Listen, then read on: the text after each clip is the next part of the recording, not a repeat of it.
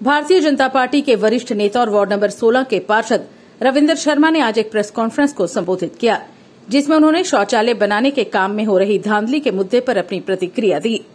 पत्रकारों से बात करते हुए उन्होंने कहा कि शौचालय बनाने के काम में जो रकम निर्धारित की गई है उससे ज्यादा खर्च की जा रही है, जो सरासर गलत है। उन्होंने कहा कि उपराज्यपाल ने भी कहा है कि सरकारी पैसे का दुरुपयोग नहीं होना चाहिए और इस बात की जांच की जानी चाहिए। जम्मू कश्मीर में जैसा आप सबको ज्ञात है कि यहाँ अमरनाथ जी की यात्रा चल रही है। उसी यात्रा को हमारी यहाँ की जो प्रबंधन है, सरकार है, एलजी एडमिनिस्ट्रेशन है, बहुत ही सराहनीय काम कर रही है और उनका ये प्रयास है कि सब चीज़ें, सुख सुविधाएं और जितने भी हमारे ये श्रद्धालु आ रहे हैं उनको भोलेनाथ जी का आशीर्वाद मिले। इसी के चलते हुए यहाँ शौचालयों का भी प्रावधान रखा गया था और उस कॉन्ट्रैक्ट को देखते हुए, क्योंकि एलजी साहब ने बोला था कि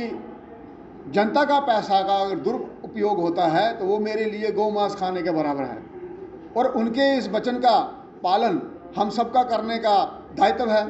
उसी को देखते हुए हमने नीचे वेरिफिकेशन किया कि ये जो कॉन्ट्रैक्ट अलॉट हुआ है, इस कॉन्ट्रैक्टर ने कितना काम अच्छा किया है और इसमें क्या अभी अच्छा हो सकता है। जब हमने ज़मीन पे जाके देखा, कहीं जगह ये यूनिट इंस्टॉल ही नहीं थे और कहीं पे ये लेट इंस्टॉल हुए थे और जहाँ भी नहीं इंस्टॉल थे और जहाँ लेट इंस्टॉल हुए हैं, अगर कॉन्ट्रैक्ट के हिसाब से पेनल्टी वाइज जाना पड़े तो वो 45,14,000 की इसको पेनल्टी लगती है।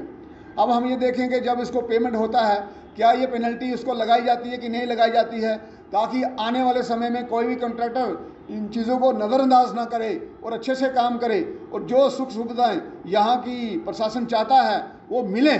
ये सब देखते हुए आज की प्रेस कॉन्फ्रेंस रखी है और इसमें इसकी एक कॉपी हम auditor and controller general of India Murmu साहब उनको भी भेजेंगे,